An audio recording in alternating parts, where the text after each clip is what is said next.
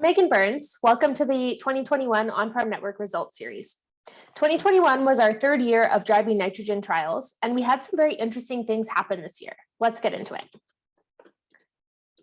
So dry bean and fertility trials are designed to investigate the agronomic and economic outcomes of different N fertilizer management strategies, particularly focused on rate. So currently we assess the effect of these different N rates on nodulation, on yield, and then we take a look at some soil nitrogen factors as well. So we ended up harvesting just one dry bean nitrogen trial this season in the Rose Isle area, and it was in pinto beans. And this trial was investigating rates of 0, 35, and 70 pounds of nitrogen per acre as broadcast and incorporated urea in the springtime.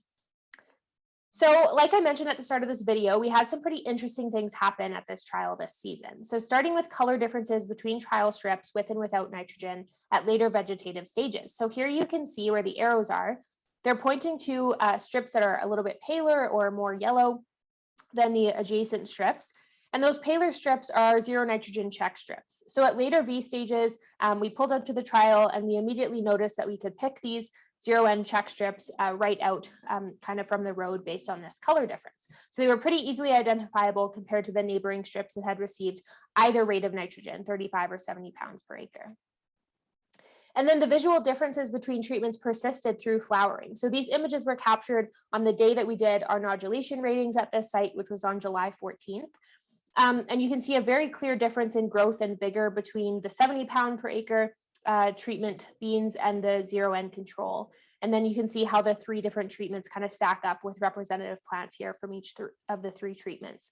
So in addition to just a growth and vigor difference, there's a bit of a staging difference as well in some cases where we saw, open flowers and vine production at 70 pounds of nitrogen per acre. And then it looked like the two other treatments were a little bit further behind in that regard.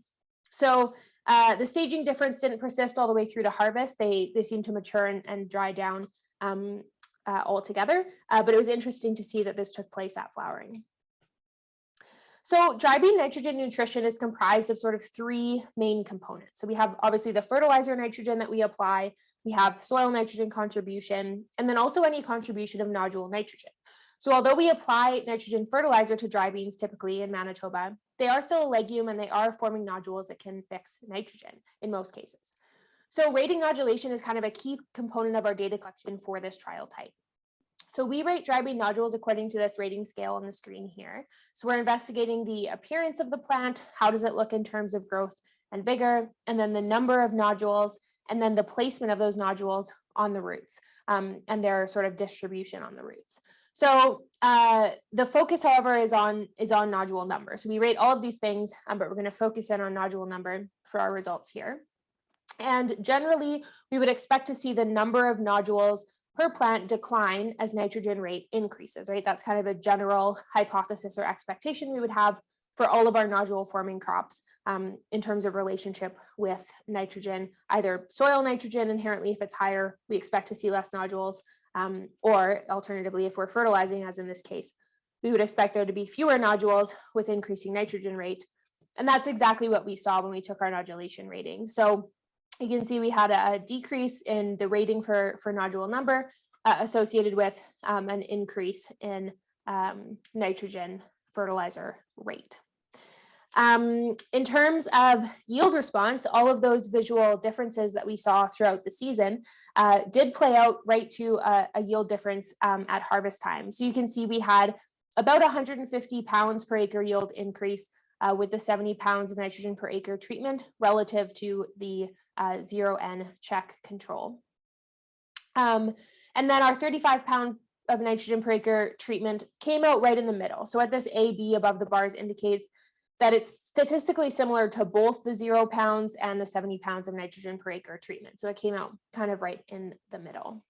Now, in terms of the economics behind this response, making the choice to put on 70 pounds of nitrogen per acre certainly was economic, and it's economic whether we look at it under more conservative sort of long-term average prices, or if we look at it under kind of more current conditions where we have some higher prices and higher costs of things. So it was definitely an economic choice and a beneficial choice to go with 70 pounds in this season at this trial. Now, how does the 2021 trial compare to dry bean N responses across the whole network so far? Well, the 2021 trial was our 5th overall dry bean nitrogen trial that we've had to date in the network. So we started these trials back in 2019. So we've only been doing this for a couple of years and had a few trials. But if we take a look at response in 2019 and 2020, you'll see that we didn't have any significant yield differences between nitrogen rates at our two 2019 trials. And this was testing rates all the way up to 140 pounds per acre, which is pretty high. And then in our 2020 trials, we didn't have any significant yield difference in the black bean trials or black bean trial, but we did see a significant response in our pinto bean trial, and it was actually the opposite of what we might expect. So we saw a significant decrease in yield with our highest rate of nitrogen at this site, which was 105 pounds per acre. Now, our best working theory as to why this took place at this specific trial, just in that field in that year under those growing season conditions, that rate of nitrogen may have just pushed vegetative growth a little bit too far. And then we didn't have time for the seed to fill as it did in the treatments with lower nitrogen rates. So that's kind of our best working theory. But overall, we're not seeing a significant improvement of yield with increasing nitrogen rate between our 2019 and 2020 trials. So what made the 2021 season different? Well, obviously it was quite dry this season, right? We're all familiar with that. So something we've been curious about leading up to the 2021 season with the lack of response that we were seeing to nitrogen fertilizer rate between the previous couple of seasons was the potential contribution of mineralized nitrogen over the course of the growing season. And how much does that soil nitrogen and those fluxes or increases in soil nitrogen we might get from mineralization events, how much does that play into dry bean nitrogen nutrition? And perhaps this was playing more of a role than we were kind of giving it credit for or thinking that it might when we were making our fertilizer choices, particularly in dry beans grown on wider row spacings, right? We know if we think about our wide row corn systems, we expect that there can be a substantial contribution of mineralized nitrogen in the season to our crops' nutrition. So we set out to track this in 2021. We tracked nitrate in the top 12 inches over the course of the growing season. And after a little spike at planting, you'll see that it came out as fairly stable. So we aren't seeing kind of those spikes that we might expect to see if there were kind of significant mineralization events, if we want to think about it that way. So we found fairly stable nitrate levels after planting.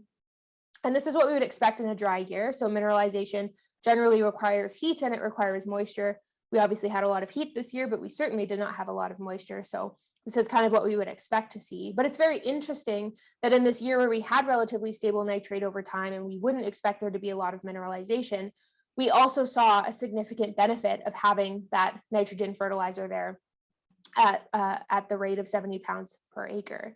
So this is something that we need to continue to track in future years and under different conditions, because this, like I said, is the first year we've looked at this nitrate tracking piece of the puzzle in season. But very interesting, and perhaps our theory that mineralization may be playing a role has some legs to stand on, and it's something that we'll continue to investigate if farmers are interested in carrying forward with dry bean nitrogen trials in future seasons.